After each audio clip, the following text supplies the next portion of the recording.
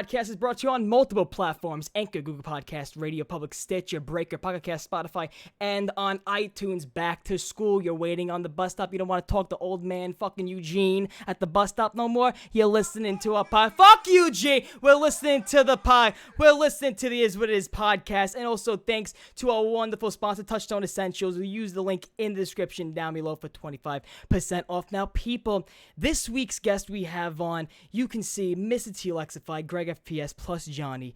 We have JohnyJ25, McSportzhawk, RadAwesome27, and as always, Jack the Bus as our co-host. People, thank you for coming out to this Wiz podcast number 70. Let's get started.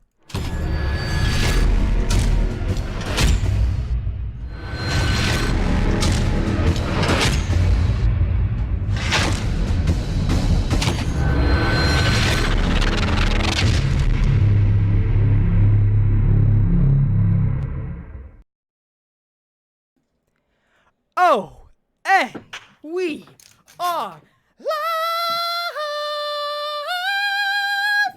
Are we not ready or not? Are we not ready or not? Are we not ready or not? He's still trying to fix it. It's upside down, John. What's upside down? John, hey, John. Hey, John. Hey, John. Hey, John. Hey, John.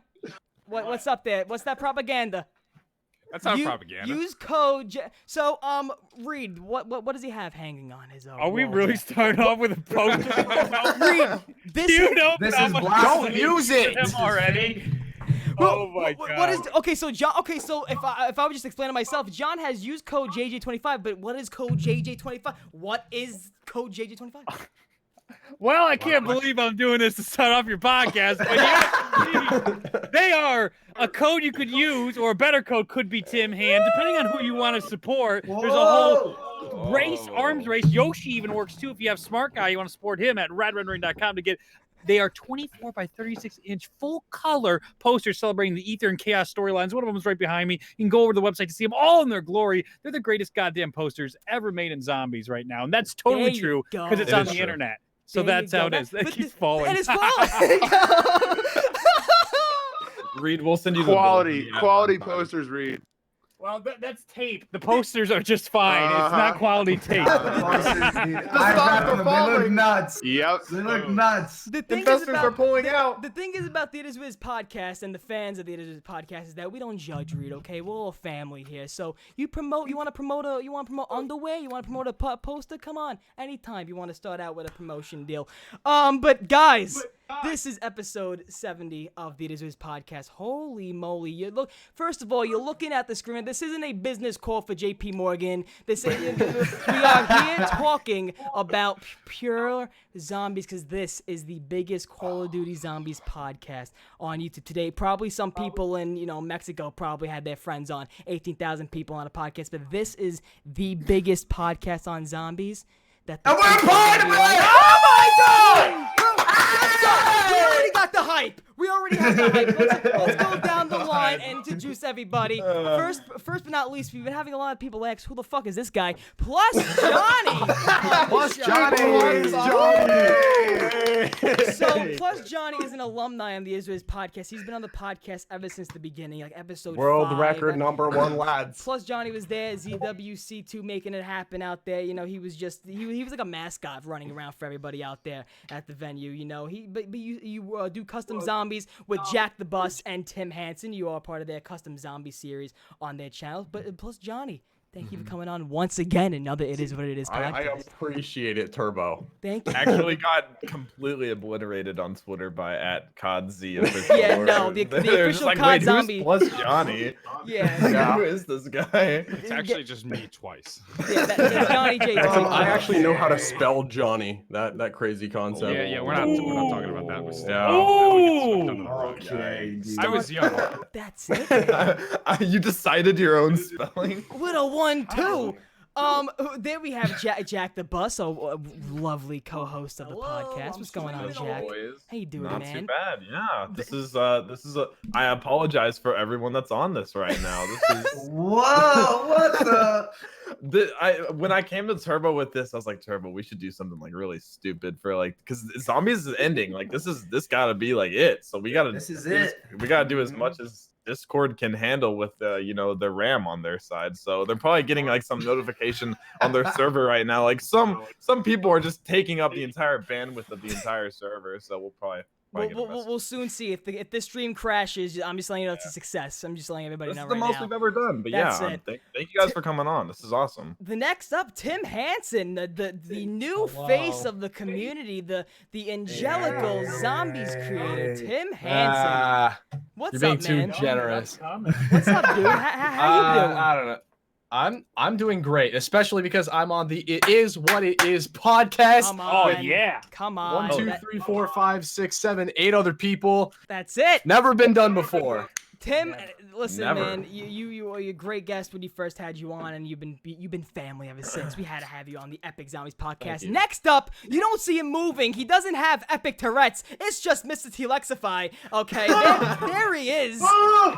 What's up? Boys, webcam problems all around. That is my name. That is my game. Hello. Lex, first and foremost, where have you been? How you doing? What's up, my friend? Where have I been? So I've been to the dark ether, the regular ether, Garth. I've been everywhere. It's been a wild time, but we're now at the It Is What It Is podcast. It is what it is, baby. It is what it is. Next up, the zombie extraordinaire, GregFPS.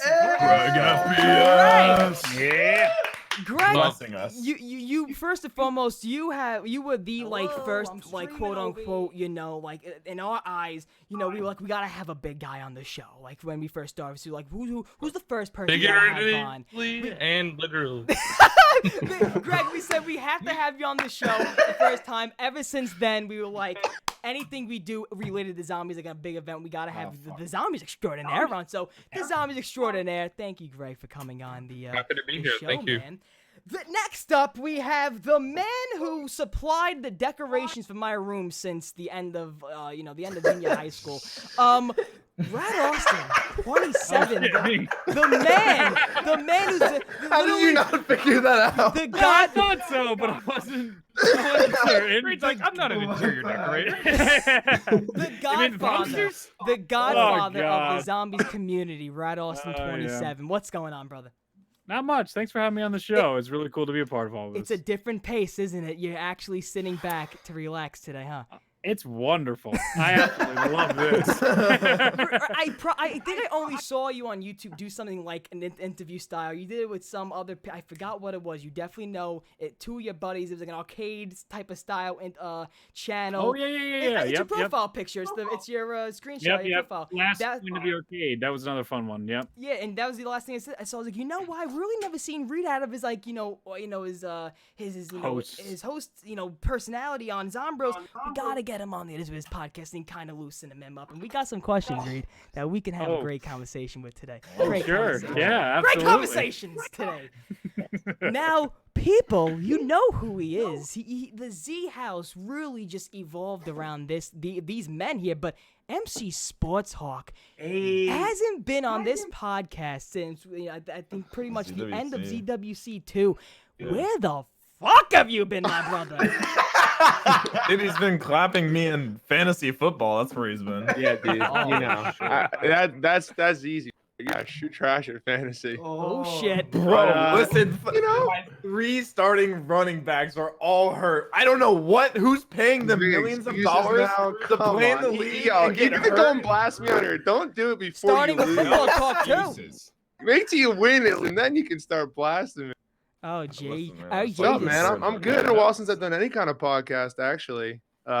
It's good to be back. When you Check your invited mic. me, I You're was doing like, that yeah, I gotta fucking get on there. that Arnold Schwarzenegger voice thing going on. You got that deep fucking. Oh no! I think you just I want disconnect. Just disconnect. I thought he was then. just tired. Just disconnect and put it back in. If that's just it, then he sounds terrible. So we'll see. Let's see. You Want to say something again? Say something again? muted it. There you go. Oh, we muted it.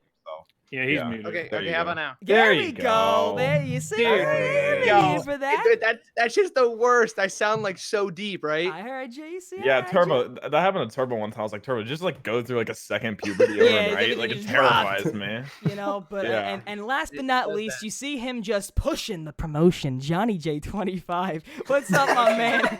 pushing the promotions. What promotions could I be pushing? I have no idea what you're talking about, sir. Oh, God. Boy, I just gotta say, people, I'm looking at my screen right now, and to be honest with you, if I thought starting this podcast we'd have all these people on screen, fucking slap my ass, call me Lucy, I wouldn't know what to say, honestly, having everybody on here. But we have a great show for everybody today, and Reed shakes his head every time Turbo Reed opens his mouth. Reed should have done some homework on prior episodes of this show, because if you don't watch Tom Segura's podcast, Your Mom's House and stuff like that, they have Dr. Drew on him, and I feel like Reed's like the Dr. Drew of this show. He's gonna be like, why are they saying that? Oh Jesus, oh God. So, but people, let's just jump right into it, because I feel like we have a lot of great things to talk about, and once we get going, I feel like a lot of people will get into the topic as well. So, the first thing I want to get into is just everyone's reaction to this ending of Zombies. Everyone's reaction. Toten came out. Toten came out on Monday. And, this map, and chat can get involved right now, too. Chat and everybody just right now, this map, first and foremost, I want to go to right away, Matt. Matt, what do you even know about this map? Matt, so how Not did you, much, man. So right now, as we stand, what do you even know happened at the end of this game? At the end of Zombies? I mean, I watched the cutscene. I don't have a strong opinion on it. I just feel like it's tough to see that they kind of gave up on the production value of the trailer itself, just from like a production standpoint. But I get it. I don't know. I kind of compare it to Game of Thrones. Like, the series overall was great, but the ending for me was, it kind of trailed off. I feel you, but now I wanted to get that out of the way, because I was like, let's get someone who really wasn't in the loop of all of it, and then sees what we got for the end, and just looping it in your head, like, what? How did this happen? What did they do here for the cutscene? Where's the animation? What? So so now first and foremost, when you hear end of this game, you saw the ending, right away you all see the reactions. GregFPS, Greg, man, you had probably one of the most real emotion. If you guys didn't see Greg's reaction to the end cutscene, you shed some tears, my man. You shed some tears. Greg, overall, about the cutscene, what do you got to say to the people just in general who hated on the cutscene, that you feel like is ignoring all the emotional standpoints, how you felt so strongly? What would you say to someone who tries to argue with you like this has nothing at all, like no sentiment at all? Okay, well, everyone gets caught up on the fact that they wanted a Great War, which I think everyone would have liked, but everyone's been complaining about ending cutscenes since Moon,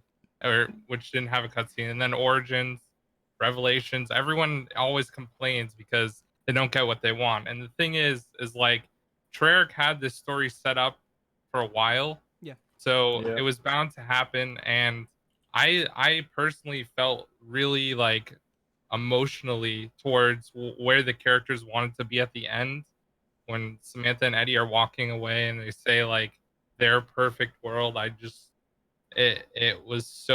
just touched my heart, honestly. Like, playing as all the characters for so long and going through everything with them on every map, that was by far the best part for me, and I really liked the ending. Obviously I wanted a better like in-game cutscene and all that stuff, but at the end of the day, it's what they could do with their time, and they need a full Zombies team permanently. Great you brought that up, because I want to relay this, because Johnny J, you're someone who I can actually relate to a lot when it comes to, we're not really big into like the actual gameplay of it all. Like, we'll sit down to play, we'll get what we want out of it, videos and stuff like that, but then when it comes to storyline though, we're in it, we're listening to it, we're learning about it. How much did the non-CGI or just the feel of this end cutscene, and expecting what we were probably expecting to get maybe when we were around Origins and Revelation at the time, how much did like the CGI XS cutscenes affect like the storytelling and like the actual impact that ending could have made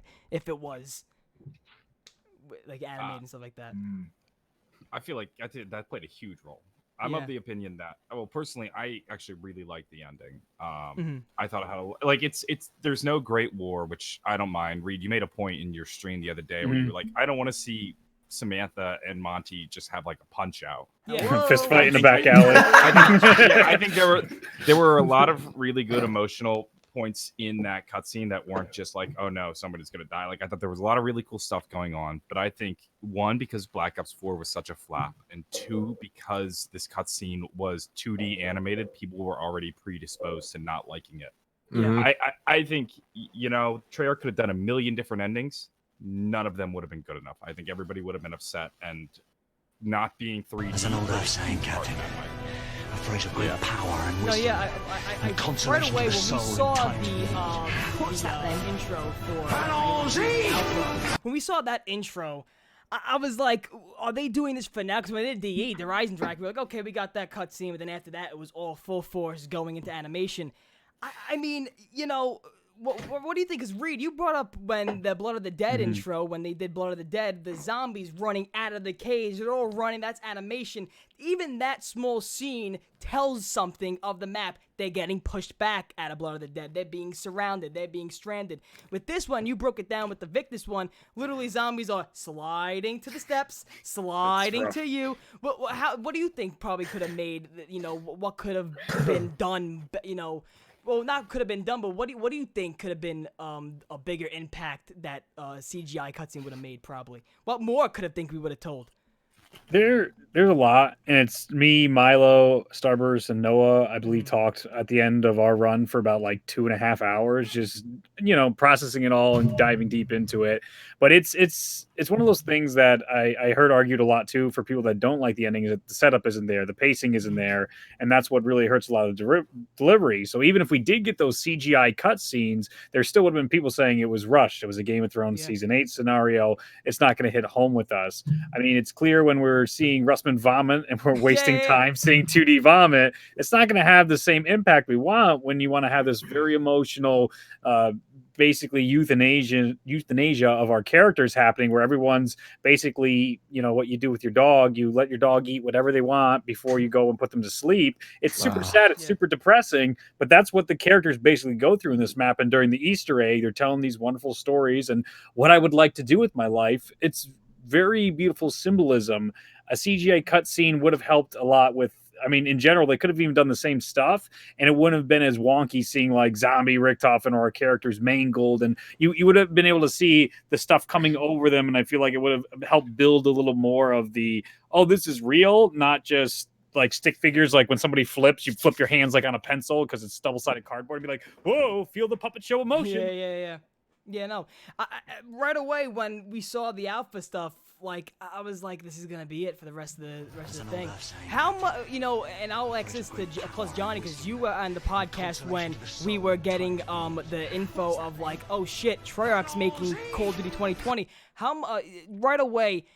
When do you think like it just stopped for Treyarch in this development, like to work on COD 20? Like, when do you think they had to like cut it? Do you think it was right after Ancient Evil? Like, all right, fine, we got this new storyline done. Let's just go right into give whatever we can get finished Ether. Yeah, this entire game feels like it was just resources were not there the whole way along. Yeah, I feel like after Ancient Evil is definitely when it went sort of downhill. If Blackout wasn't in this game, I think Zombies would have been a lot better, to be honest. If they didn't have to divert the resources.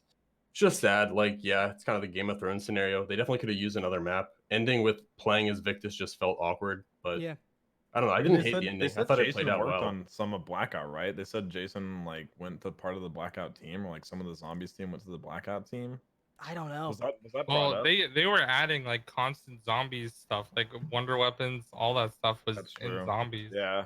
Yeah, I don't know why they couldn't just market their specialist campaign thing as the campaign and just say fuck it. And Well, they could have not have used all that Blackout. resources from that to make like good cutscenes for zombies too. And not even Because just the cutscenes, the systems. I don't in think anyone Zombies even were plays so that. bad.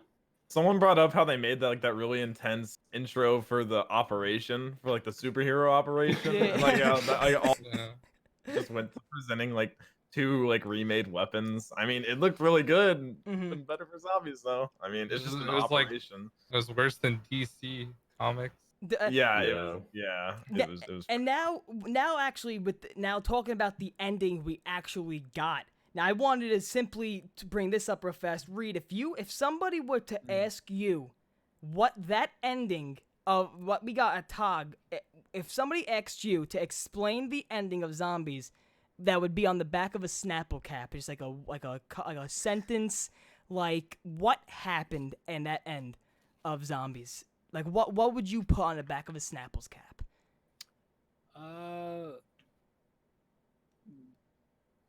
They like main characters were the problem. Ooh, they okay. sacrificed themselves for We were the others problem, maybe. happily. We were the problem. Well, the main characters are the problem. Yeah. Are the idea, and it's just playing through the radio. So, like, boiling it down is main crew was the problem. They were the reason the multiverse was all messed up, and they had to sacrifice themselves so others could live happy lives. Bottle cap. There you go. Yeah, that it's super that long. was no, but off the top of my head, I definitely. That's can't exactly get, like, what I reread it. wanted. So they stop putting themselves before others. Maybe. That's a good Thank one. you, John. John's There great. you That go. game. Boombox. Yeah, because John, you asked for. Yeah, well, get out of here, John. It's time for you to leave. Wake up, John! It's time for the John. podcast. Didn't John tweet like name or like describe Tog in like 3 words? In Yeah. Thunder Gun Zip Line, baby! I was waiting for that. Yeah. I want Lex. Happy to hear you. I wanted XU now. I wrote Lex from Origins, from the ending of Origins to now of from watching the end of Tog and literally watching the end of Ether. Honestly, how has your emotions changed from seeing these 3 endings? So, how has your emotions changed from watching the ending of Origins to Revelations to Tog now and the end of Ether? How has your emotions changed from like Origins, for example, was like, oh shit, like what were you all toys, what angry, to like Revelations, like, oh come on, depressed now, like what the fuck? So, how has your whole emotion like persona changed throughout all the endings we've seen in Zombies? I think it's good to note that at the beginning of Black Ops 2, I was actually about to fully abandon Zombies as a whole, because I genuinely thought Transit and Die Rise were the worst 2 maps ever to come out. Oh, shit. Yeah, get out of here, Johnny J! Don't make me screw up the box. Get out of there, Johnny J! Oh my god. Johnny J, this dude. You make fun of Die Rise, I fuck with We're like hostages. in I this hold wall. the power here. Yeah, I see. But so like those 2 maps really like questioned my ability with Zombies in terms of like if I wanted to keep going with it. And then Mob of the Dead literally saved my life. Like it's my boy Greg. But I would have died. I would have died. I would have Mob of gotten the Dead. AIDS. But it saved my YouTube life, I guess. But I've never been the type of guy to like cry at a cutscene. I don't think that's ever been me, because like, and that's not saying anything bad to crying towards a video game. No, whatsoever. I've done it all. We've all done it all, right? It's an absolutely normal experience. You get a text from JC. The fuck, man. The fuck. JC might be an exception. But I don't know. Like I've really enjoyed the storyline. I think I have to say this though, that with the ending of Tog, it's really interesting because Ether was built up as a spaghetti of a storyline, right? Yet we had such a simple ending. And I think that is something that we really need to analyze and ask, like, is that really the best ending that could have been offered to Zombies? You know? And I think in some aspects it is, because it's the realization of, wow, we have made so many mistakes, we've made so many errors that there's no way to come out of this. And I think that was the greatest way that Craig could have written the story of Zombies, and I think he did an excellent job. Obviously there were problems with production value, like Johnny was saying earlier and all that, but I think they did the best that they could have, you know. Did you watch before they released the map, like how emotional he's getting? Yeah. How emotional Craig was getting? That was hard to watch, dude. That was really hard to watch. Yeah, no, I didn't see any of that actually. I saw a little like Twitter like highlights, but I haven't seen the whole thing. So It was rough, yeah. And that's I could imagine it is 11 years actually of writing and constant just barrage of making all these different characters and all that. But again, I think one of the also biggest problems with this is there's so many unanswered questions still. Yeah. Like I was just talking to Mr. Dalek JD John, and he has questions about the Giant and why Icarus is still in the Giant, and there's all these other huge questions that have never been answered. And I think the ending was supposed to do that in a way, but who knows if that was There's a lot of good radios on the map, by the way. Yes, yeah. I have, Like it I brings heard up about like the guy who made Pack-a-Punch finally got revealed. Yeah, and like all that stuff, which was That's really cool. cool. But also that was old information too. Well, it was unreleased and not canonized until today. Yeah. Yeah, I song put out got a tweet. released. I want to hear the original Electric Cherry perk jingle. You did Yeah, have the what line, was though, that? from, I remember everyone during Giant. before release. I know some people got to hear before there was the original Electric Cherry jingle. Then some people got to see something else. I think it was at the Black Ops 4 reveal. I don't know what was that, but we never got to hear that. It was just the new "Where Are We Going" song. Oh yes, yeah, and you can hear that or the Nowhere of the new Blood song. I wanted to ask now, Matt and Jack. I put you guys in the category in which you guys this year have been open up to new stuff, new games, Apex and stuff like that, doing new projects. Where do you think and expect? Because I remember watching Lex's streams a lot when he would say, like, this is before a lot of people knew, but like a lot of things are going on inside Treyarch right now that you guys don't know about, and this is kind of like the reason why these things are going on right now in Black Ops 4. Matt and Jack, where do you guys think, like for you guys as zombie players, where do you guys think would have been a good ending? Because like of course now this ending is like okay, yeah, it's ended, but for you guys when you guys were in full form zombies mode, when do you guys think would have been the good ending, like for you guys? Like okay, if they would have ended it here, I would have been like, oh, nice. I don't know if Matt wants to talk first on this. Yeah, I'll go first. I mean, I don't think I have enough of a knowledge base of the previous storyline to know what I would have wanted as a story ending. But I honestly thought the story was over on Black Ops 3. No, and then it kept going. But I was expecting that because the Black Ops 3 was a lot of people's like end game, like okay, hoorah, the last big wave, and then the IW came after, then World War II came after, and it was just a whole big mess after that. I legit think Revelations would have been a good, like, not Revelations as it stands as a good ending, but like Revelations with more information and more story development would have been a better ending. But even then, Black Ops 4 could have had a good ending if they had built up the story over the course of the past couple maps, but they didn't have the time or resources to. There you go. Yeah. Did they also pitch Revelations as the end too? I feel like that was. It was the brackets. They were very like semantic. And it wasn't as about cemented as this one, yeah.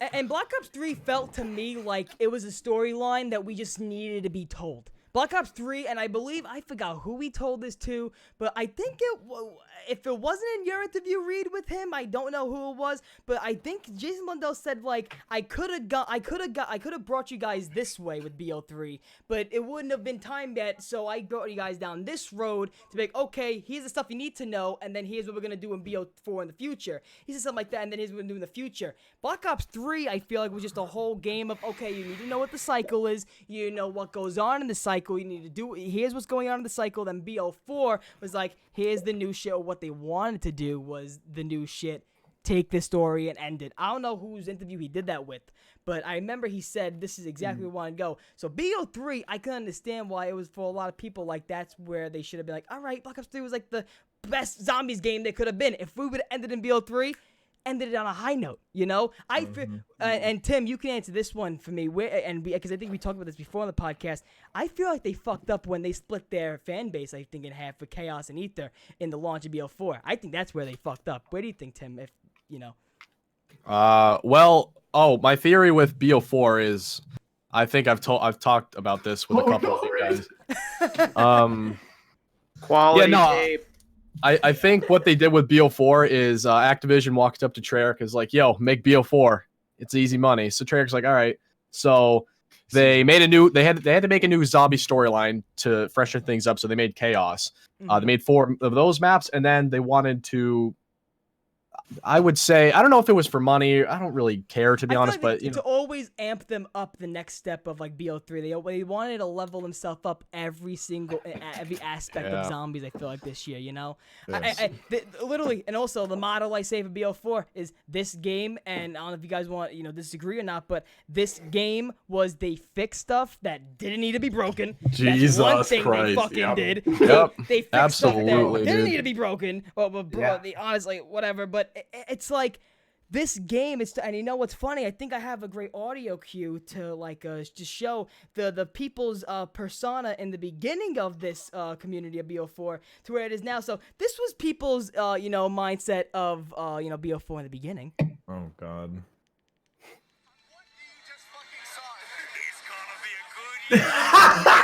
I think that was the first thing was when Wade said it's gonna be a good year, boys. I've asked for that to be memed, so I've even memed myself with that. I'm so disappointed people haven't used that because we were all so high. Everybody was just like, can't miss, and that quote is such an easy like. How did they fail? How did they do that, man? It's just like we came out of that speech keynote, I guess you could say, and we were all just in such great moods. And look at where we are now. It's like, what? The posters are falling. Don't do me like that. We're good. Oh no! How will people know what to use the code on? I was trying to go back and get footage for the trailer, and I was in Matt, your video of your vlog there. And I was like, look how happy Matt is. Look, he's skipping. He's fucking jumping for joy. Look at Matt, man. I watched that, and I'm just like, what the happened, bro? What What happened? happened? Oh my One year God. they killed I'm the in whole such thing. a different place now than I was at that point. I thought this whole year was going to be focused on that 100%, and it could not have been the more opposite. So where do you guys think anybody can answer this is up for anybody now? What do you think? Where do you think it actually went? At what time do you think it They went bit off so I know much exactly more than they where it went should've. wrong, dude. It's because of Blackout, because of how successful Battle Royales were. They're like, we need to make a Battle Royale. So instead of having this campaign, they're like, scrap the campaign. We just wasted a bunch of time making that. Let's bring in Blackout. And then they have to constantly update that, and they have to keep that community intact because you need weekly updates to keep up with Fortnite and compete with them. So while they're bringing in this Battle Royale and ditching all of these previous ideas, they don't have enough time for development. So they don't have time to make good cutscenes. They don't have time to, I don't know, just everything. 3 years, by the way. Yeah. They didn't even pivot. I Like, know, but the 3 years doesn't matter though, because when you make a campaign, you set it and you forget it. And a then battle and then they royale scrapped is it. always in active development. yeah, but then they had to limp After they made the battle royale, they should have pivoted and said, "Yo, fuck mutations, fuck realistic and easy mode, and all this stuff that requires get a rid of million the more hours of gauntlet. QA time." Get rid of the Like, gauntlet. The amount of stuff they did that was like maybe gets like 1% of playtime is ridiculous. They could have spent all the gauntlet time on side Easter eggs, which would add longevity to every map. I prefer gauntlets over side Easter eggs. At least You and nobody else. Yeah, just like that, right? Nobody John? else. Come I on. feel like every other YouTuber would argue against that into the. I mean, the I gauntlets are stand by my fun. point, though. Gauntlet. Yeah, The gauntlets. The gauntlets. Yeah, but I you think play offer them more once, replayability and then than Yeah, side Easter yeah, eggs. that's Most the people problem. don't do the side Easter eggs. Most of the time, if you do them once. The gauntlets you can go multiple times. Yeah, but the I'm hardcore sorry, players no. beat the gauntlet on their first try and then don't and the play it hardcore- again. The hardcore players also beat the so. I mean, Why would you cater to the hardcore player? You guys really think the I feel like you gauntlet? have they're the ones Let that it make down. videos about the game. They're And the ones that care the most, I'm pretty sure. Where is grief? Where is grief? Where's factions? Turned! Where's Turned? Yo, that's where they went wrong, boys. No factions. Bro, If they just no had turn. factions- honestly, the people that are still crying on Twitter for factions, go stub your fucking toe. I don't know where you're looking. Turbo, for, you can just say Grizz. I don't know where Grizz. I don't know where you're looking for fucking factions here, buddy. But you're not having it. It's not coming. What was factions? What was it supposed to be? they replaced it with the daily callings. But what was it supposed to be? What It was like factions? you basically like go Pick in the winner like one of faction. 4 teams or whatever, and then there's like certain challenges, and the winner would get like rewards, and the rewards were probably like face paints and outfits, which no one cared about at all anyway.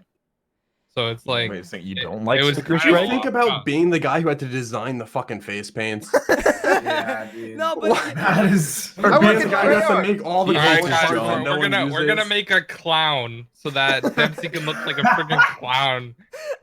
Oh Oh jeez! my And God, then when they don't work on all the characters either. and then they're in the in-game cutscenes. Like remember on I was just gonna say that Ancient Evil, Bruno had like a freaking clown face paint. Like what? It was honestly in the beginning of the game they were like, and factions had the description of, and I thought right away of what Reed always says, like, the gold crown maybe, like actually gold, stuff that you can put on your character. Yeah. All of a sudden I see that oh yeah, the customizations is a sticker. A sticker. You don't like stickers for gauntlets and Easter eggs? You don't want stickers? Those aren't exciting. I want my sticker with an outline when I complete it on hard difficulty. I really don't get the point. Like, when they think of customization, do they think of, like, here's a coloring book and just put it on your gun or something? Like, I want, like, actual things you can do for your character. For, Victus is in the game and stuff like that. The characters in the game, I think they should update them so they can have, if anybody wants face paints or something on there. I'm just picturing what happened to Stoolinger, by the way? You got a bug. I'm just Dude, I swear, in like 40 monkeys. years, 40 years, Turbo's gonna look like Stoolinger does in TOG. Just the cargo pants, the socks and sandals. And I said I'm whacked out too. I'd hear voices in my head in a couple years. I'm gonna hear voices in my head. It's soon to come. Just stay away from the rotten flesh, Turbo. Soon to come. All the voices in my head. All right. Let's sort I'm just picturing the end of TOG now. Like they're walking to the light, and like Samantha just turns around. There's like green paint on her face, and they. It's an alien. It's like what was really behind Area 51's gates. Like, oh Samantha. my god. It's over, boy. Turbo. Let it go. My friend went to that in Area 51. Did he? I'm going. I'm going. I said, oh yeah, you go. Hey, Go. bold, See you later. dude. Bye. Bold. See you later. Oh, Jesus. That's good okay. content. All Turbo, right, I have an let's go. idea. Tim, what's happening? I hate to intrude, but you know what we should do? We What? should go around everybody in this Discord right now Uh-huh. and just name one minor fix for BO4, and with all of our collective minor fixes, Dude, we could go around. we'll see how it turns out. So one person at a time, we just one small change you would make to BO4. It doesn't have to be major, nothing like huge, but I mean, all right, you heard the man. Redo it. We'll go in. We'll actually go in order. So PlusJohnny, what do you All think? right, BO3 specialist system. Okay. Okay. Jack. What do you mean?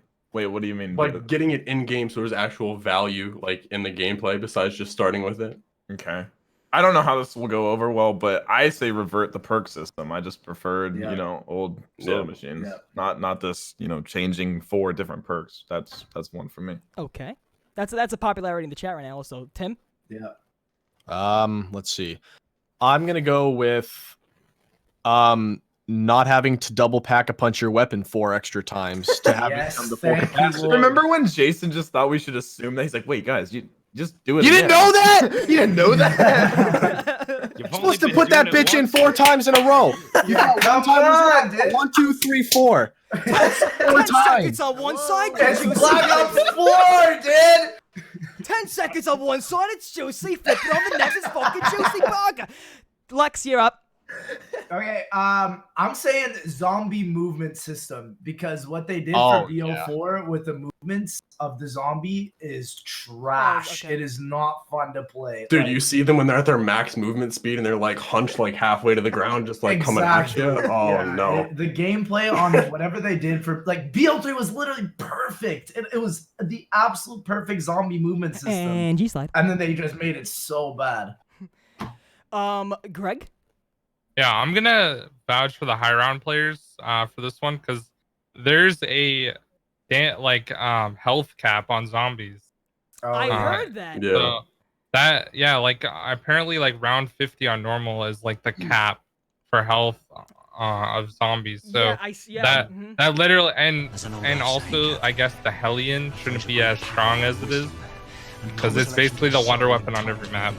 What's the issue? Do the high round players not want the health? Like, do they just want to go infinite? No, well, the health cap like literally makes it a joke once you get to, if it's the same every round, whereas like in Black Ops 1, so like after 50, it stays at whatever, like 10 million, we'll say. Yeah. So like even in Black Ops 3 and stuff, like the health would always increase, which made the rounds last longer. That's why on like Nuketown on like round 90, it takes like 2 ray guns to kill a zombie, like 1 zombie.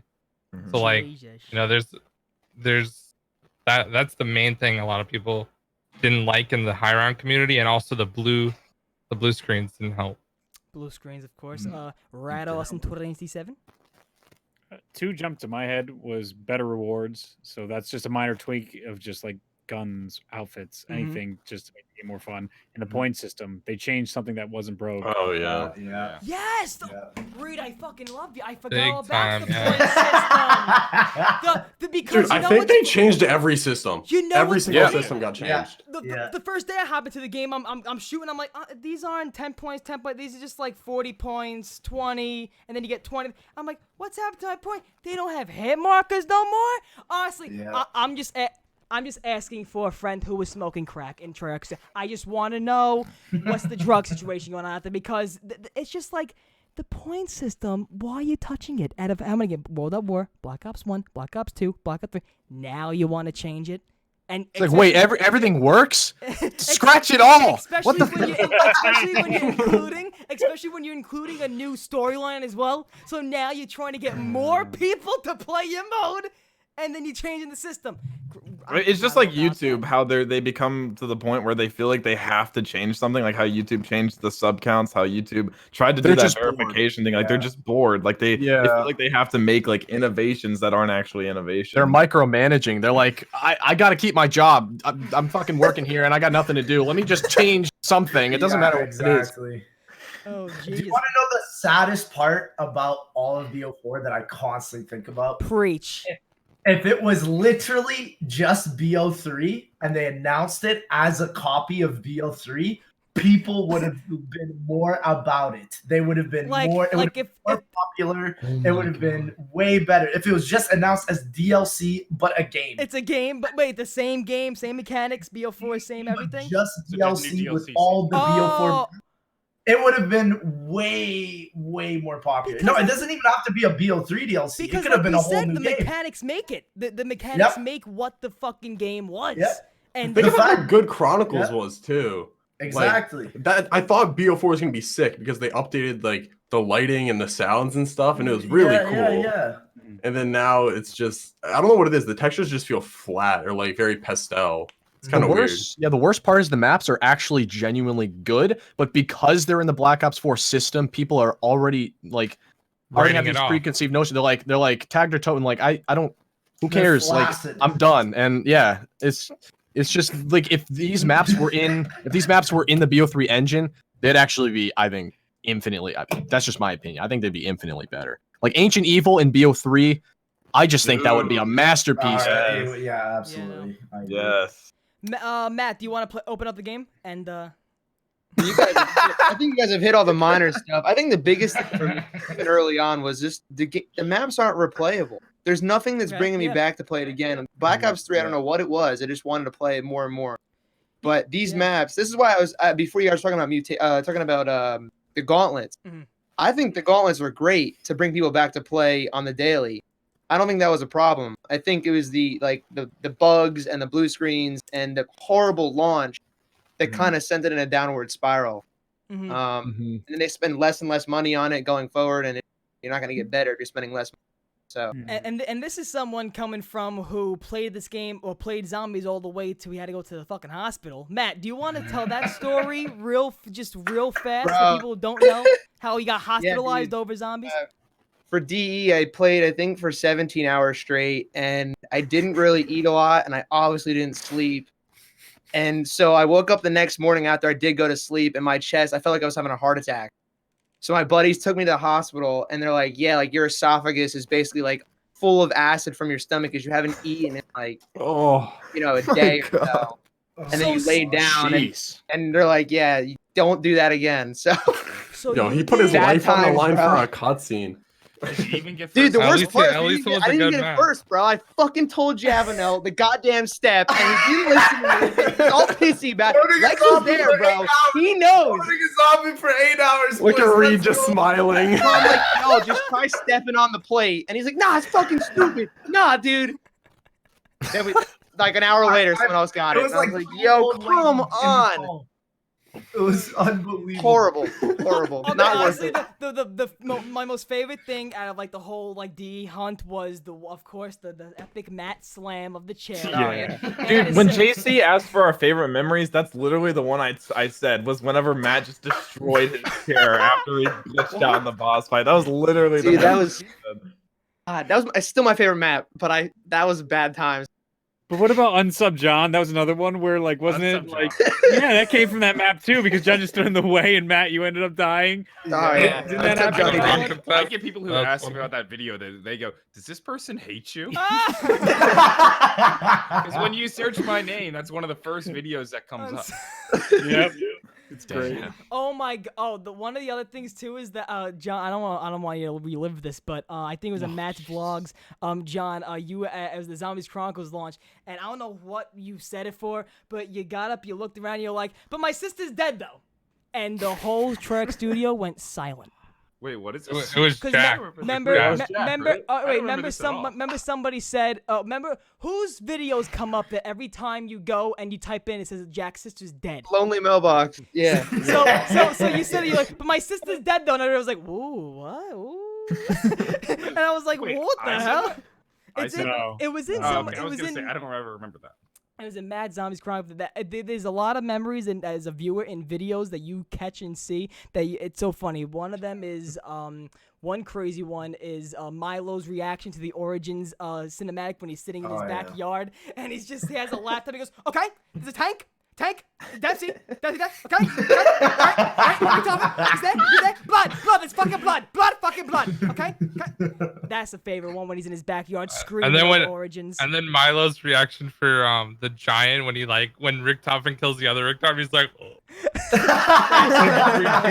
And he has his mouth open. When Reed's in his hotel and he goes, "It's the fucking timeline." It's just in the back. It's just the hotel room. He's like, "It's a fucking timeline." And then Jason, "It's the timeline." Yeah. Isn't it crazy though when he said to JC, "You can pick anyone and read it," he picked the one with Victus, and in his head though, Jason Momoa was probably like, "Motherfucker, you picked that one for next year too." But no, yeah. But honestly, though, thinking back at those times, these specific times on YouTube, and this is a good little slide in to the content side of the Zombies community. Everyone, that's why I call Reed the Godfather of the Zombies community, because you've been here since World at War, my man, and you have been making content of for NGT Zombies. You made content for in the beginning. I want to get to before any of you guys' big stories and stuff and your history of making videos in this lovely game mode.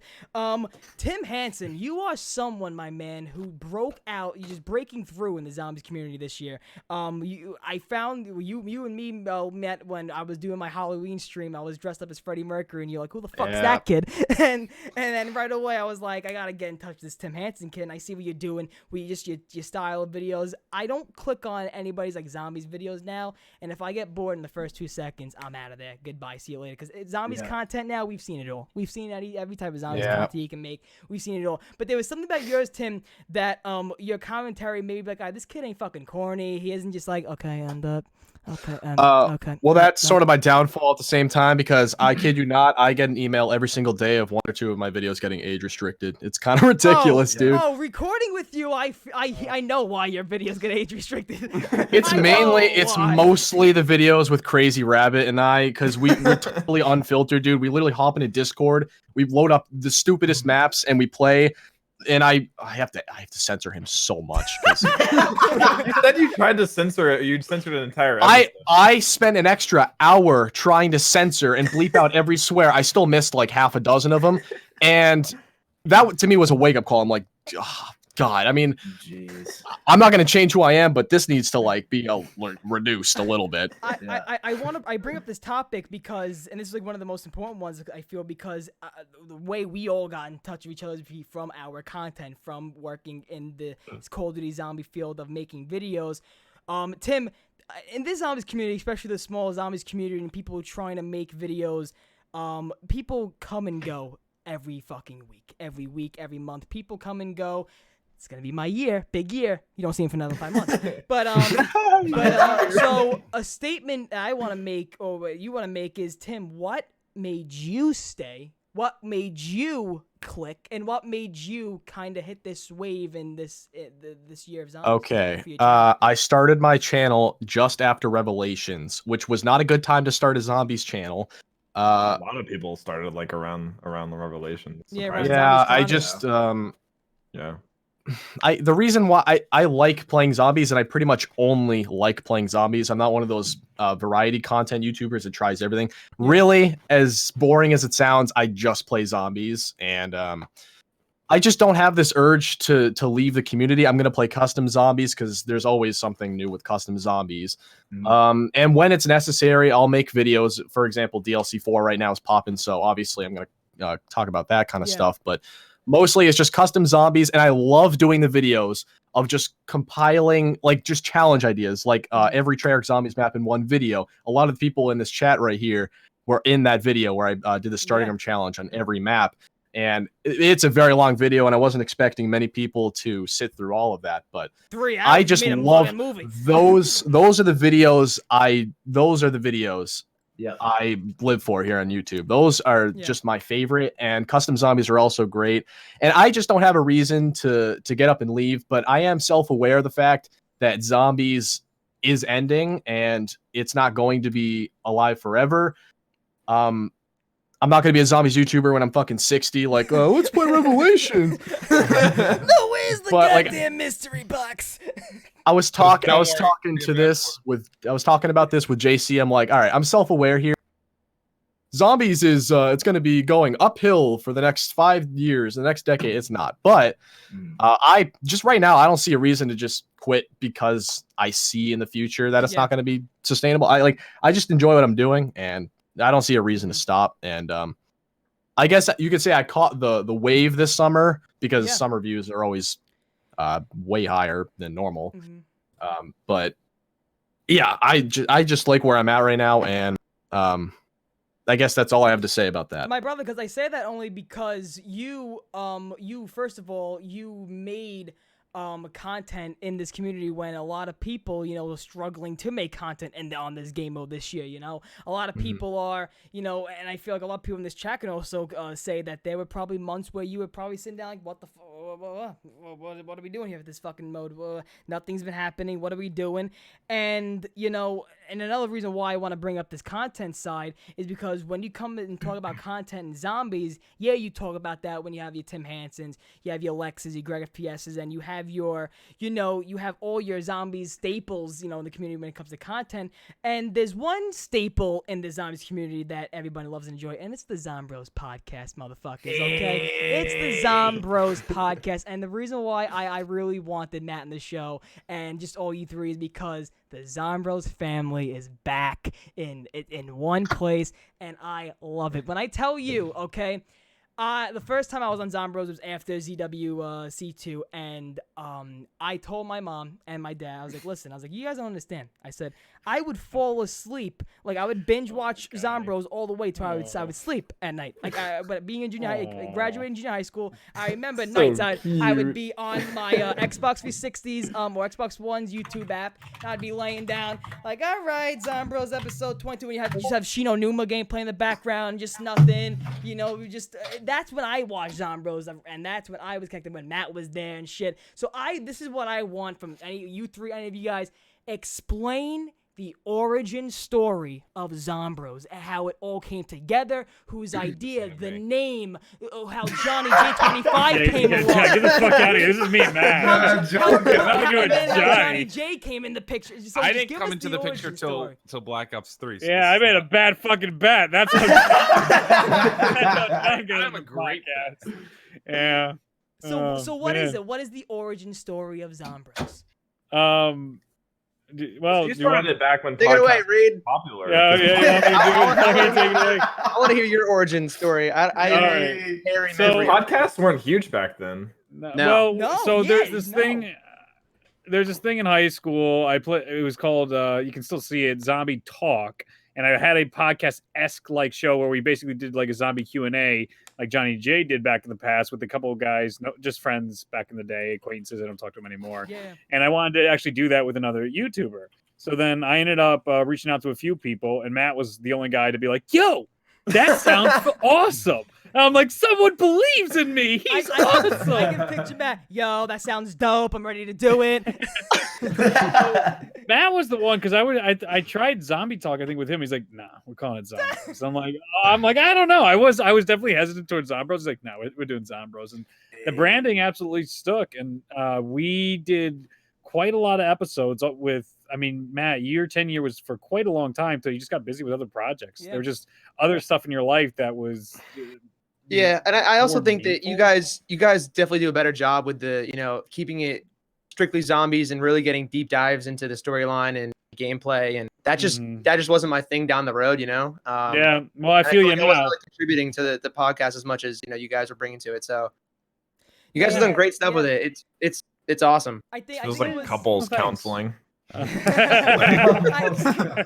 feel like it was a little bit after the Jason Blundell one, because the Jason Blundell interview, I legit remember just Matt saying Space Dog, and then it fucking happened. Then it happened. Yeah. So That's awesome. We should talk about that though. How wonderful is that to be immortalized inside Call of Duty Treyarch Zombies? With I Space still Dog. can't believe they put it in. That was crazy. I still remember that. Remember that very moment. Everyone, I don't know, a lot of you guys were actually there. We were down like in this basement of, I guess, the convention center. Jason was like a little drunk, bro. I'm not gonna lie. He was, he was a little tipsy, and he said, the next rendition you'll get it. And at that point, we had no clue. I don't think we had any clue that Chronicles was going to be a thing at all. Like we weren't expecting it for another year or 2 years at least, and then it came. Matt. You were there when Revelations didn't even come out. Oh, you're right. You're right. It was COD XP. It was literally the weekend before Rev. Yeah. Right. They had just gotten done their Q&A, I think. Right. So that was a crazy moment, and then it happened, and then I actually went. I don't even remember what it was for. I was at Treyarch again, and I was talking to some of the people that created Spacehawk assets, and it was just like, this is nuts that I'm the guy that they modeled this after. Like I've never would have imagined that happening. And it was just all about a random step that somebody just said out of the blue on Moon, right? When you were Dude, hunting Moon? Yeah, it was a video I made about. See, the worst part is step is with a dog too on Luna Moon. is exactly what Space Dog idea was. Yeah, pretty much. It is exactly that. It helps. It's like a dog that goes around and helps you kill zombies. That was the whole idea of Space Dog. Yeah. Jesus And Christ. it's now a thing as well. It's Space Dog, and then it's like Luna. Matt, you're working at Treyarch. Just say that right now. You're sequel. No, dude, I'm not. Like, I hope not. I really hope I don't not. deserve this shit. Oh I my feel like I don't deserve it. my man. No, I'm saying like the working conditions lately. I mean, They all don't those things that come out. I Yeah, was just Matt, gonna I say- want better for you than that. I was just gonna Sweatshop say, conditions. My main man, everyone knows Vinny Boombots. He's Oh. doing computer design, and he said, one day work with Treyarch. I was like, I don't know about that one, bud. I don't know if you want to do that yet. Sure, you want that? Yeah. Not right now. I think right now's a good time. But They'll iron it out. Give them a few more yeah, years. apparently there was like an email that went out though, to everybody who worked at Treyarch saying like, all right, we know what's going on. We know everything that's going out there. Me or Lamia, whoever, will be looking over stuff and working conditions. And I think what you guys said on Zombroz really put it to, perspective where like they didn't even deny shit. They didn't deny shit. They weren't even like, Barry, we're not throwing sand at you during lunch. We're not doing that. Yeah, it was. I like the fact too, because a lot of times with these presses, it's a hard denial. They'll double down or something like that. With the Treyarch, so they didn't even try and be like specifically this one or this one. This one, they're like, yeah, we'll work on that. That's all the responsible. We kind of fucked up. No, yeah, but so now, what episode does Johnny J come in all this? So what's Johnny J's first introduction to this family? Oh God, we're back. I might know the number. I think it's 13. I think I What remember number? the show I was on to introduce myself. No, well, it was with no, this is when I was a guest. I came on as a guest. Resortified was with you, I think. Yeah, it was me, Oh my Resortified. goodness. Whoa. That's a good thing to do and- too. If you forget who was in the Zombies community for prior years, just go down Zombroz playlist. Just go down Zombroz playlist and you'll find people who you forgot. You'll see guests until John goes to Germany. Dave the Rave. It wasn't until though like 2 or 3 months later. I just remember driving home one day, and I get a text from Reed or DM or whatever, and he's just like, "Going to be on Zombroz?" And I'm like, "Yeah, sure." And then like an hour later, I get a text. He's like, "You want to also be a host of Zombroz?" And I'm like, "Okay." Yeah, You've been I remember talking to promoted. Matt with it because I was trying to ease the workload on Matt because I didn't want to be that guy constantly being like, "Hey, Matt, I need you here for this and this every week," when he had other projects going on and stuff like that in his life, and Z House was doing so well, and then so it's one of those things I was trying to ease the workload on Matt, like most businesses try and do for all the partners. Yeah. And so I got Johnny on there, and then Johnny J just can't get rid of him now. It was very out of the blue too. You know what it was? I think after the show you asked me or whatever, and I'm just like, yeah, okay. You were in Germany, and No, his it only had, like, videos 2 blew up. Yeah, he was having such a great month, and I look at Matt, I'm like, this is a can't miss. Hello, We're in such good shape. This guy's gonna be the next big thing. And then he got on Zombroz, and we just we just took it all away from him. It was never the next big thing. I am a thing. And now use code JJ25. Now I'm out here just shilling coupon codes. Now you're just out here selling your fucking self. So yeah, no, but Zombroz though, I'm just letting you know, Zombroz is a staple in the Zombies community. You guys did create something Absolutely. that I'm just letting you know right now. Every over Sunday, that's where the Zombies community is. Every Sunday, the main hub, because you would see, you know, at its prime. Reed, you laugh all you want, man, but you take it. I just hear opinions of what. But listen, certain opinions out there, people in chat, help me out here. Chat, back me up. When the prime of Zombies was at its core, you guys doing the show. You can tell me you had Noah in the chat. You know, McPlays be in the chat. Lex would be linger in the chat. Yeah. Everyone be in the chat. That was the main hub to where the conversation was. And like I said, when I got on Zombies the first time, I said, "Mom, like this is my fucking Conan. You don't understand this? Like this is my late night. Like this is my conversation. That's the level I'm don't holding do this. to." Okay, so Turbo actually had a shrine to you guys. Yeah, every night Well, I just I mean, the slice my hand. posters are an indication. Every I night think he slice- has your blood. I would be careful. I got everyone's blood. But no, I really no, I just really enjoy it, and you know, just whatever the future is for Zombroz, whatever it is, or whatever, man, just make sure you keep that foundation. John, I used to be the biggest fan of your theory videos. I remember 3 years ago, like 2015-ish, I'd get in my bed and I'd just cuddle up and watch a Johnny J theory video. I shit you not. I shit you not. I was so intrigued about this shit for like no reason. I would get warm.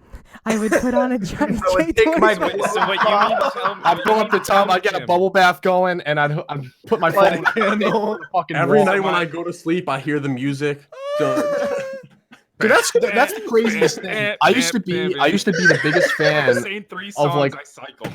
I used to be the biggest fan of like a lot of you guys in here. Like I used to just watch you, and that is so fucking surreal. Like I used to watch Johnny J. I used to watch I watched except for probably. I mean, I don't know about Jack and Johnny. These guys.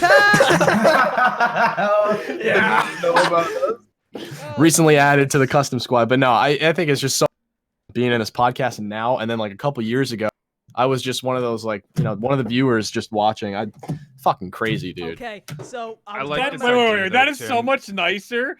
That was so sentimental when he started out like, Johnny, I used to watch your videos all the time. And he was just like, not anymore. I still watch them. I still watch them. Tim, I like the idea though that my subtle, smooth voice whispers you. To Yes. sleep. Oh God, yes, Johnny. Yes. Stop. Every fucking night for 2015 to like 2017, I used to just pop them in every day. Most people don't go to bed listening to "How are all you lovely people doing?" today?" You know, that's give not- me more of that's that not Q&A, normally my- John. Tell You know me what? more Hey. about this mode. I made my Twitter account because of you, John. I literally made my Twitter Fuck yeah. to tweet. Yeah, Do I you had to wanna tweet you a delete? question. You said the best way to reach you was to tweet at you. So like, all right, and then I created Twitter. And I asked a question about George Romero. I don't remember what the question was, but I asked something about George Romero. Did you rest make in it on the peace. show? You left me on red. Reed, you know what's funny? Wait a minute. If we're doing this whole thing, kissing ass shit, Reed. Oh no, no. no. I think way back in 2 years ago or something. That's way back. I think I emailed you to actually get on the show once.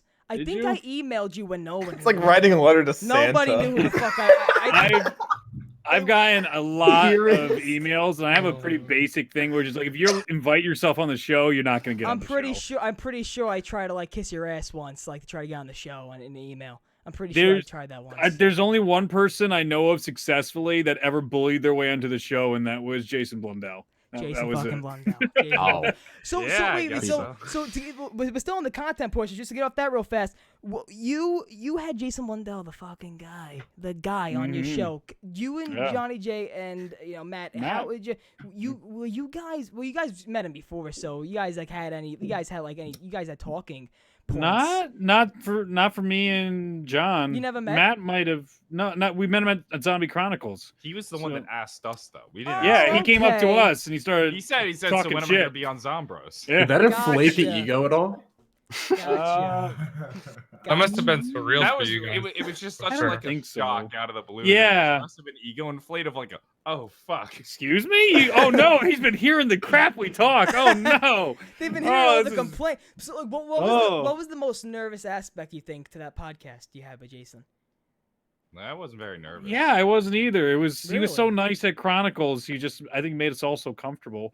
It was like just talking to another person who was very passionate about about a interest we all shared.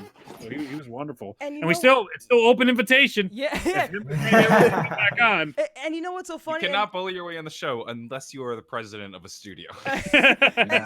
You know what's funny? And you know what? When we were speaking on how significant I hold Zombroz, that the feeling you probably had, Reed, when you probably sat back, and you too, Johnny J, when you guys were probably sitting back like, when we started Zombroz, we wouldn't even imagine to have the fucking creator of it, the guy who's running it right now on the show. When you that feeling you had with, oh shit, Jason Blundell's on the show, that feeling must have been just like surreal, unreal. Crazy. But was there anything you kind of missed that you wanted to ask him? Was there anything right away you're like, fuck? You're like, damn, I should have asked him. From Johnny J, anyone of you guys? They're like, shit. Jason's hard to talk to though, like to get actual good answers out of. Because there's a million questions I could ask him, but I won't because I know he won't give an answer. Yeah. I'd like to see an interview with him now after Ether's. Yeah. You gotta really Probably fish answer anything. questions out of him. Yeah. No. I think we all took for granted how attached Jason is to our community. Like a lot of games, their developers never say a word to them. I think we never truly appreciated how connected he really was to us. And he did not have to open his mouth, but he did. And that guy's great. He did the Milo. I mean, he was connected without being connected. That is true. Yeah. But He's the a million social media times stuff. better than Jamie Zielinski posting a picture of a traffic sign and us freaking out. Yes. What do you But it means like road work ahead. Oh shit, what does that mean? Bus route B, boys. Bus route B.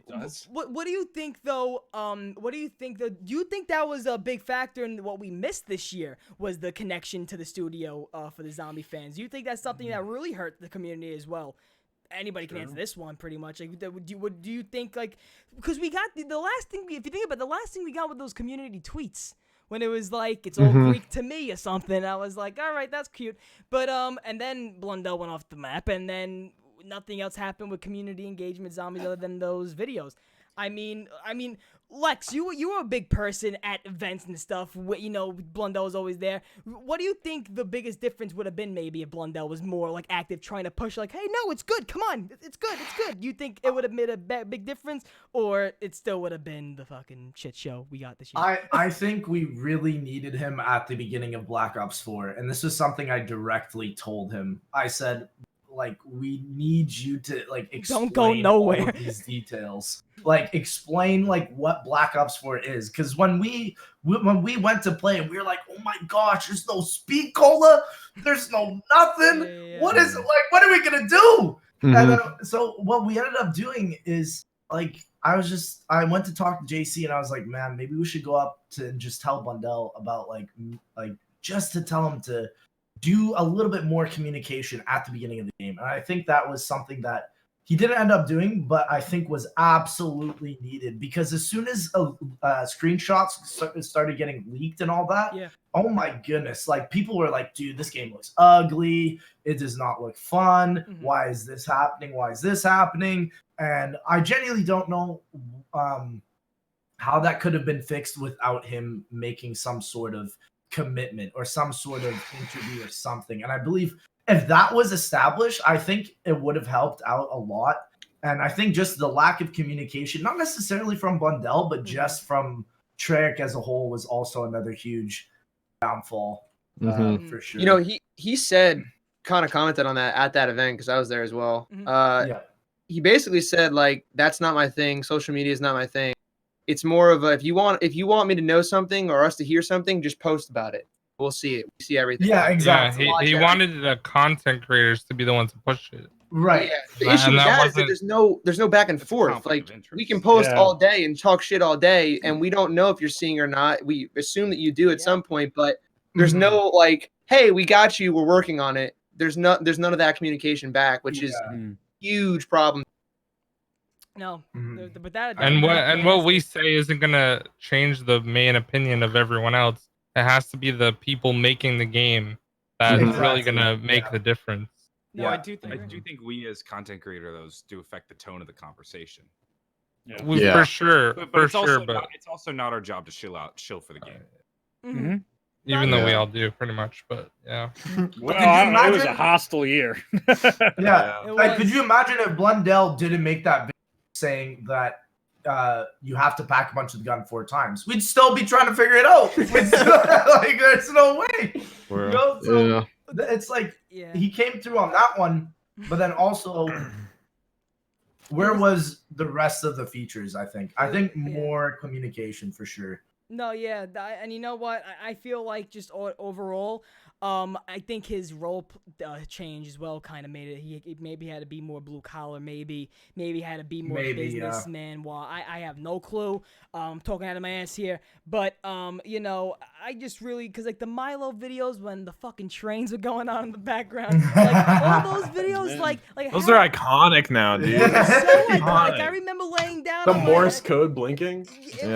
Oh my god. Oh my god, dude. I was thinking about that. The blink. Honestly, the guy who took a pot brownie and probably watched his eyes like blink for 28 hours. Load the video down. Imagine sitting there and transcribing that. Oh my god. I really have hilarious. Like who really thought that the guy was gonna sit down behind the camera and tell a message with his fucking eyes? Honestly, though, Blundell seems like he seems like a really smart guy, and he seems like the type of guy that could potentially fuck with us like that. He'll be he wouldn't do it. He wouldn't actually send a message. He would just do it to fuck with us, though. No, yeah. The message he would probably send is there's no bus route B. There's no bus route B. He blinks in Morse code. Get a hobby, nerd. Yeah. People, I want to get to the final topic, the main topic of this podcast, and I kind of want to lead it to still have it with started out with Lex, because Lex, you for the first year you were the champion of this. This next topic and the final one I want to talk about and to kind of wrap it up is the community events that really brought the community together and what really brought the community to be what it really is and was in its prime. Lex, E4C, E4C2, okay? Where's the next E4C? If I see another tweet at Noah J for that, like, somebody wanted Noah to be on this show today to come and just answer the question of if there's gonna be another E4C. Lex, you were part of you were the leader of Team Full Weeb with Red Awesome 27 the first year. That was the year where I kind of wanted to make my voice heard, and I would scream outside. I would put these Twitter videos out there and shit. And once again, that was like the beginning of like I want these creators like I want to be one of these creators. Like I want to actually do something in this community. So me having that kind of aspect, that could only have done that more for other people. So Lex, what do you think was how is events like E4C, like such those to, how has that helped the community? How did it help, the morale of the actual mode? How did it help the game mode get stronger going forward? Like what did E4C like basically do for creators like yourself? Like what did it help going forward? Like what did that actually do for all you guys? Well, my mom always likes to say it helped my resume. There you go. Me too. There you go. Me too. Gotcha. Yeah, so we're all in the same boat there. Yeah. I want to start this off by saying this. I think this is the comment or the answer I always give to my chat or anybody who asks me when the next EE4C is. And I always say, if the people come back for the next game, it'll happen. Yep. And I think that is as much as I can give you. There's no more. That's like a smart answer. And the thing is like Noah and I talk about this, and a lot of the times it's not that we don't want to do it. It's just there's also that sense of trying to outdo the last one. Yeah. You know what I mean? Yeah. And we always we want to push towards the bigger goal, and like that is definitely playing a role with it as well. And it sucks because we all thought E4C would be coming back for BO4, and there would be tons of hype around it, and that didn't happen, and It all depends that on was the a huge community. disappointment. Yeah. And it's a community event, so we need the community, and I think that is absolutely the main point of that whole thing. In terms of teaming, I don't care. I'll take any of you. Okay, it doesn't matter. Like the team dynamic is kind of whatever. It's just we need the community together first. Yeah. Now, there's baseball teams do this in the MLB, NBA teams do that for basketball. They have like team morale meetings. Like they go to a baseball game together if they're a basketball team. They go bowling together. They go play billiards together as a team to amp up like team morale. What do you think E4C and E4C2 and even ZWC? What do you think that did for like the creator? Like, do you think that kind of like added a bigger, like what Z House did? It kind of gained more of like a family. Do you think those events were important because they kind of gave in like, oh, we're teaming up with these 4 people. I know for Reed's teams both years for weeks, you'd be grinding, hours and hours with the same people, probably sick and tired of them by the end of the week. Okay, so you're probably like so much you're practicing. And what do you think it did for like the community as creators? Like, do you think it made you guys to get closer together? Absolutely. Yeah. I think it brought us all together, and I think it not only did it bring creators together, but it also brought the whole community together in all different aspects, in all different shapes. Man, we had like Tom, the godfather of zombies through. You know what I mean? Like that's how people see it, and I think they were absolutely fantastic. We helped everybody out with it. We did such fun stuff. It actually got me playing more into a more competitive aspect. And I think every E4C, we've had records that have been completely broken by our practices and by the actual run itself. And I think it would have been a lot of fun, and I think just thinking about Black Ops 4, it would have been rough to do E4C on some of those maps, like Dead of the Night. Oh my god! Could you imagine a freaking blue screen? Oh yeah! Oh god! Dude, it would be absolutely rough. But yeah, I think it was one of the greatest events ever, to be quite honest, because I don't think you will never find a community like the Zombies community. There is no community like this, and that is why I love it. I was just gonna say there's no community like it because $200,000 raised. Well, I believe it was over $100,000 the first year, over $200,000 the second year. The Zombies community did that, but think about this. They have a Call of Duty, the race stream at multiplayer that goes on for multiple days. And their goal is $100,000. You guys did it for a short amount of time, for one day. 8 hours. You promoted 8 hours. 8 hours, promoted it for a week and a half, for 2 weeks, maybe even longer. And you guys raised over $100,000, over $200,000.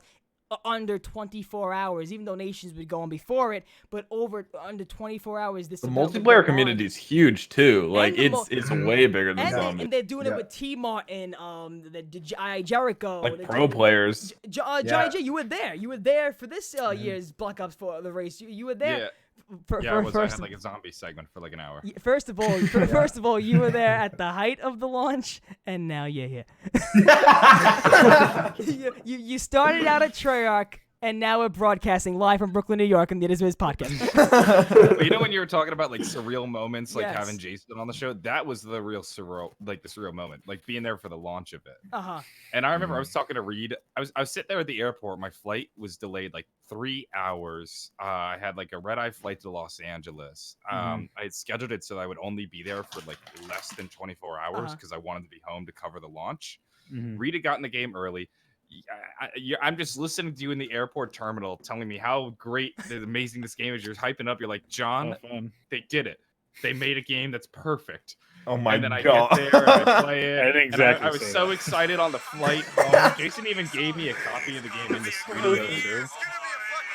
And then no. It's gonna be a good year. That's rough, dude. Yeah, the expectations that we have from every beta, it's hard to stay optimistic after betas because like we say this every year with every beta. Like I loved the Modern Warfare beta, but like it's hard to see that in perspective because I know that every year everyone's like, oh, this is it, this is the next COD, and then we know how far it can fall. So it's hard to see what happens with the title until it actually launches, until post-production actually happens. It's the most important part. Honestly, I just, you know what, this year could have gone differently, but unfortunately this year's gone, the way it went, with Togder and Toten basically ending the storyline Monday. First of all, was anybody surprised the Easter egg, the length of how fast it got solved? I was shocked. I won the bet. Reed, I won the bet. Yeah, I expected it to last like at least 2 days. What was the shortest Easter egg solved? What was the shortest one? Rave before this. Oh, yeah. Well, Rave in was the Aether story, it would be this, would it not? Yeah. No, this is now the fastest. This was shorter than Zetsubo. Yeah. Zetsubo was like 23. This was like a third of that. Yeah. Oh yeah. Aren't there still rumors of more to come though, with like this like alternate side of like, didn't someone go into theater mode and like So Kingdom Hops already showed all that, and then Queen opportunistically, and credit to her, she was just like, maybe this is more, maybe there's more here, and so she posted a video, and now for the chats, at least the whole week, everyone's like, there's a second ending, it's a super ending. No, it's the secret achievement that's actually a wink and a nod to Shangri-La's location is on Mars. That's actually what the Easter egg it plays the Shang music. Because you just go to the island and come back, right? You just go to back to that's all it is. The Shangri-La music plays though. No one knows how to get there. No. There's also a quote. No. Stuhlinger also has a quote from Richtofen that tells him that Richtofen's been there. He's like, I had a lot of fond memories there. So it's that's actually cool. I didn't know that. Yeah. Wait a minute. If we see Mars, clearly that place isn't on Mars. No, he's talking about that. He's talking about Mars. Yeah, I misunderstood. He's talking about that place. No, it's fine. Yeah. I went to Victoria. I saw her in a call, and I went in there and I go, "Did you see it?" She's like, "Yeah." How many years ago was that? Oh, we've been going on 5-6 years on this debate back and forth. They go 2012, so 7 years. Yeah. I mean, but it was bigger on Chronicles too, because that's when like the new model for the asteroid came out. They changed things. Yeah. And I'm like, it's finally over. We can finally be done. She's like, yes, I don't have to deal with this anymore. And I forgot I won. I didn't even know I was arguing it was on Mars. That's how long this has been going on. And apparently, my last video I made about it, I said it was on Mars. Damn! Here we go, answering all the questions. Did you see the other cheeky nod to an awful theory though? Oh yes, the water. Oh yeah, I have that screenshot pulled up. She said, what did she say? Doesn't even make sense. Just Somebody, like Daddy. I gotta pull it up. No, that one's just for you, Daddy. She says, yeah, that's that headshot's for you, Daddy. I played her exclusively on this map, but I haven't heard that quote once. Okay, and so also, in Blood of the Dead, Dempsey looks at her and says, "Oh shit! How about Nikolai have a break? Maybe we can have a girl." And so he wouldn't be fucking. I don't even stop. So Alabama. Born in like the 20s. Blood of the Dead. 100 years of Dude, how does this impact the timeline, boys? Oh, Jesus. Guys, to wrap it up, I just want to get just quick cue. First and foremost, guys, thank you, everybody, for coming on the It Is Riz podcast. Thank you, everyone. I know how hard it is to get everybody at the same place at the same time. I told Turbo right before this, I'm like, dude, everyone's online. Like, everyone's here. Like, we expected at least be like dead or something. I don't know. But something horrible to happen. It started by Jack saying we want to do something crazy for the end of Zombies. And he said we should have a lot of people on, and we went for the hunt. I said I definitely want a Zombroz crossover. I got my boys, and I hope you guys had a great time, and hope you guys had a great conversation with what we talked about. I do want to go down the line though with these quick questions, quick Q&A questions. For just these are plain old zombie questions. PlusJohnny, we'll start with you. Most disappointed thing Treyarch never did in Zombies that you wanted. Jesus Christ, you hit me with that first? That's a pretty loaded question, dude. Yeah, that is totally like. Oh my God, it's the other Johnny. You want to talk about a leading question? Holy. That's what you get for spelling your name right, Johnny. Yeah. Wait, can you repeat the question? Wait, I'll give you an example. One thing Can I you wish use the they would question have in a done. sentence? One thing I wish they would have done in Zombies. One thing I wish they would have done in Zombies is I really wish they would have done a wall of all wonder weapons. Like an actual like, Anthony Easter egg. Like in the classified. Oh, that would have been. Like IW's mode with all the weapons on the wall. Yeah. So that's Where's mine. I wish they wouldn't have fucked up the pace of Aether by inserting chaos. I think if they just straight shot Aether and maybe maintain their budget in doing so, because obviously the circumstances, it really fell off the cliff at the end of the season. Maybe it would have been better off, but I don't know. I can't really think of anything at the moment. Everybody, shout them out. What, Jack? You? Anybody? This is like so overblown. Like people always complain about this on Twitter, but I wanted to see like some kind of rendering of the Great War that was, 2D. That like not even that like that we had to play it or like see it or like actually be in it, but like actually like see it and like maybe in a cutscene, maybe in some sort of way. Like I feel like that was kind of passed over way too much. I don't know. Tim? I don't know, to be honest. You're referring to the question you asked PlusJohnny? Yeah. Like biggest disappointment. Biggest change you wish. I can give you another one. We can start a new one now to make it easier. Favorite wonder weapon? Baby Maker. Yeah, if you didn't say that, dude. If you didn't say that. Look at all these guys. I agree. Literally behind Matt. Lex, what's your favorite wonder weapon? So this is what I always say. I say aesthetically, the wave gun. I think the wave gun is the best looking wonder weapon. But in terms of gameplay, it's the Apothecon Servant. You can't beat it. That's mine too. You are invincible with that thing. You are literally a god. You don't need Monty. You got the Apothecon Servant. It's such a cool wonder weapon though. Like just like hardly any ammo though. But then there's alchemical antithesis, so the All right, well if we're using alchemy. But the gobblegums, that's something too. Why couldn't they just keep gobblegums in BO4? Just saying, Dude, I love how they limit themselves with that. They use all 4 D-pads for the elixirs when they could have just used one for I have never used a mega elixir or a talisman once on any platform. All classic and only classic. We lost. What the fuck is Nebulium? Nebulium plasma. I have no Yo, clue. Dr. Nebulium next. I wanted to bring that up as a change, but it never got to. Like they ditched liquid divinium for Nebulium. What the fuck is Nebulium? And then the whole system? No. I say the one same liquid thing. divinium was one gobblegum. It was simple. I say literally Black Ops 4 is like going to a grocery store, going down the aisle of all the generic foods, and instead of Oreo, it's black and white cookie. Like, you have Deadshot Daiquiri, Deadshot Dealer. Get the are you out of your mind? Deadshot Dealer. You have, what's the other Burst. one? Electric Burst.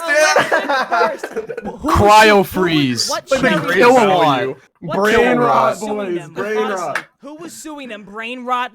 Who was suing them? They're like, no, we can't have that. No, we can't. The Galil to the Grav. The fuck out. You know what? I'm done. You know what? I take it back. I'd like to be the guy who had to rename everything. There you go. Okay. No, they were put definitely. it into a thesaurus. They were definitely all tripping on acid. They definitely all saw letters on the wall and they're like, "That's it. That's our fucking perk name. Let's go." And that's it. But no, guys. We'll keep going. Reed, what's your fucking last? What's your favorite wonder weapon? 2 more people to go. I love the Wonder Waff, but the Scavenger's always been my favorite. But the damage fall off stinks on it. But the breaking of the sound barrier and the display it puts on, sad it didn't have its return. But I absolutely adore that Wonder Weapon. Yeah, Greg. The baby gun and definitely you got to go with the vitrolic withering as well. I love that. Oh yeah, Matty boy, you got one behind you.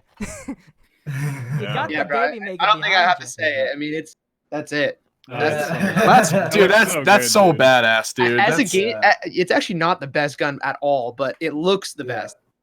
It's the funniest. It's the most whimsical one for it's sure. far and away the coolest. Yeah, for sure. Yeah, Johnny J. Have you ever used one, Johnny J? Yeah. This one. I don't know how far you got to game Not for point. its ability here in Zombies, but just sheer like awesomeness. The Scavenger. Scavenge. I was playing it the other day, getting some Call of the Dead gameplay, and just all the zombies turn to mist. It has a cool sound effect to it. It's like boom, Nut. and then everybody's awesome. Yeah, burst every they time. should have brought that back, man. That's Yeah. really It's just a shame it couldn't kill past like 30. Yeah, 35. What if they buffed the VR11 to make it some crazy destructive wonder weapon and just scratched everything else? Like they just brought back the VR11, but instead of it being totally shitty and impractical, they just made it one of the best wonder weapons of all time. It just It's made not an shitty entire color. horde CIA Not agent shitty in instead of color. one. That Like, would be just an entire hilarious. horde. Oh They my say God. YouTuber quotes. They just run around saying YouTuber. Leave a like. Leave a like, subscribe. Revive me. I have the Colt. And they walk right into the water and kill themselves. You know, not a commentary right there. Yes, Goodbye. yes. Beautiful. Boy. Oh God. Everyone, once again, from me and Jack the Bus, truly, thank you so much for coming on the It Is What It Is podcast. Just honestly, anytime anyone of you guys want to be back on again, please, you open invite always on the It Is What It Is podcast to anybody. Everybody in the chat, thank you guys so much for coming out to the show. We do this podcast every single Saturday, 1 p.m. Eastern Standard Time on the channel and on Jack the Bus, twitch.tv/JackTheBus. We're on iTunes, Spotify, all that jazz. Also, Zombroz is on iTunes as well. Listen to Yo Zombroz, and Zombroz also goes live on Johnny J and Radolson27's YouTube every Sunday. And Tim Hansen plus Johnny Jack the Bus, you guys all do your custom zombies. You guys And we're waiting on you. We're actually waiting on you, Turbo, to get BO3 on PC. Bro, I'm waiting for my refund. The fucking website messed up. That's what I wanted. There's one thing I wanted to say before we log off. So, in the chat, I discount Z House, Matt and Lex. I don't know if you know about this, but there was a discount Z House at one point. I do remember that. I was a part of that shit. Yes, I So was PlusJohnny. We were a part of the discount Z House, and it was. What a It was. throwback. Oh Wait, my what is God. the discount Z House? I don't Okay, a It's long the time greatest ago, zombies group to ever a be bunch created. of irrelevant ass YouTubers decided to off-brand the Z House and just decide. Actually, my name was Bluefoot at the time, and I I was. Google discount Z House. Will I find it? Don't. Just don't. You will. You will. You'd find something. You'd find something. Did you literally steal their branding, or are you just joking? Were you literally? It was a total joke. We hardly even Yeah. collabed together. I think maybe one of us played with each other before, and then like There we was never one discount Z House podcast, and that Dude, we have a Twitter group chat. We made one podcast, and that was it. That's all we ever did as a group. Nice. Oh boy. Well, Oh, I found it. I literally searched on YouTube discount Z House, and it was the first thing to come up. Good SEO. Good SEO, boys. Oh my God. All right. Well, we pretty covered much everybody. GregFPS. What are you gonna be doing for Modern Warfare, man? What can we expect out of you? The zombies are in there. You're gonna see a lot of zombies top 5s and 10s. Yeah. Because now we can make it all of Aether. So that's that's true. so there's gonna be a lot of those, and I may do some speed runs on Spec Ops. There you go. Ooh. On PS4, right? Because you kind of have. Right, yeah, because Xbox and PC don't get that shit for a year. October 2020, Here. please. Not, feel like not I've that it would have opened been up good anyways, but Like over the counter. There you go. That's still scummy. Matty boy, what you call it? I don't know if you can actually say a lot, but what do you got going on, man, for just your future, your life? What do you got, man? Yeah, I'm trying to figure that out right now. All right. We have some other events we're working on, Some things. tournament type stuff, but not zombies related. Matty boy, all I gotta Shame. say is, I like it, man. I like it. Yeah, I know you do. I like it. Wait, I didn't like the way Johnny that just went down. J25, also fine on the Zombroz like that. podcast. Johnny J, what are we gonna be finding from you during the Modern Warfare season? Are we gonna be seeing some reviews of the dirt on a Modern multiplayer map? Are we gonna? I'm actually really hyped for Spec Ops Survival. Okay. I love that game mode. I'm hyped. As for things to look forward to, just remember to go to radrendering.com/shop. I post those user Oh codes. God. Oh, man, is this dude? Wait, did you say code Tim Han? Is that what you said? Tim Han, the JD25. I think he did. Oh my god, can I just say that was the greatest moment of Zombroz ever, and Greg used fucking Tim's code when That was the greatest win ever.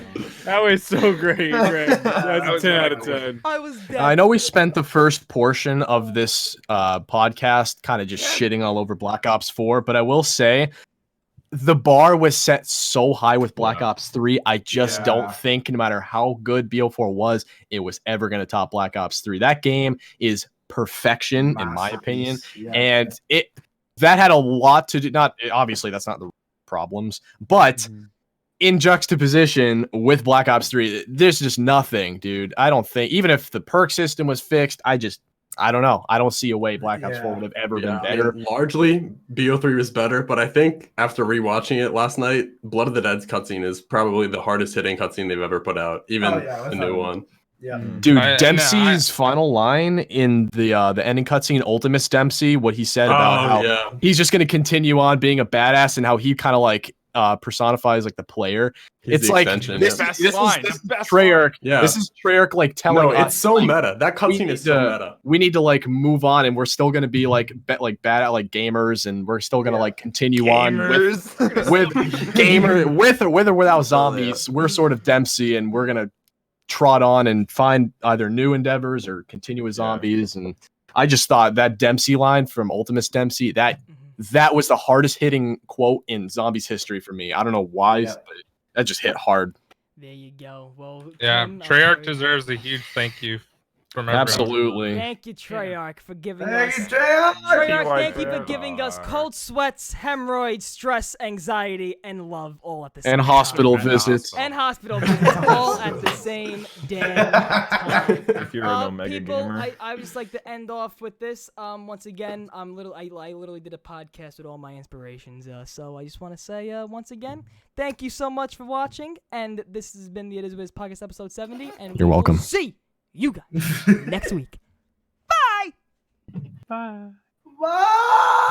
Thank you so much for watching the It Is What It Is podcast. Guys, do not forget, every single Saturday right here on the channel, 1 p.m. Eastern Standard Time, is when you'll find the all-new, brand-new It Is What It Is podcast live. Guys, do not forget, in the description is the link to our first sponsor, Touchstone Essentials, for all your organic health needs. Guys, please go check them out. Use our code for 25% off all your purchases on that channel. You got arthritis, your back's killing you, your headaches. Guess what? Instead of taking vitamins that's going to give you side effects, Touchstone Essentials gives you all the organic needs for all you guys to love and enjoy. So guys, go into the description, 25% off. Use our link, and I cannot wait, guys, for more guests to come on the show. Have a great day, and I will see you in the next one. Bye. Thank you so much for watching the It Is What It Is podcast. Guys, do not forget, every single Saturday right here on the channel, 1 p.m. Eastern Standard Time, is when you'll find the all-new, brand-new It Is What It Is podcast live. Guys, do not forget, in the description is the link to our first sponsor, Touchstone Essentials, for all your organic health needs. Guys, please go check them out. Use our code for 25% off all your purchases on that channel. You got arthritis, your back's killing you, your headaches. Guess what? Instead of taking vitamins that's going to give you side effects, Touchstone Essentials gives you all the organic needs for all you guys to love and enjoy. So guys, go into the description, 25% off. Use our link, and I cannot wait, guys, for more guests to come on the show. Have a great day, and I will see you in the next one. Bye. Thank you so much for watching the It Is What It Is podcast. Guys, do not forget, every single Saturday right here on the channel, 1